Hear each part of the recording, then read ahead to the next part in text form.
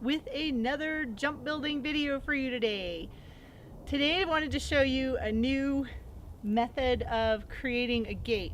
Actually, it's not a new method, it's just a different way to paint it, because I wanted to have a gate that looked old and weathered without using old and weathered wood, and that's what I'm going to show you how to do today. It's really easy.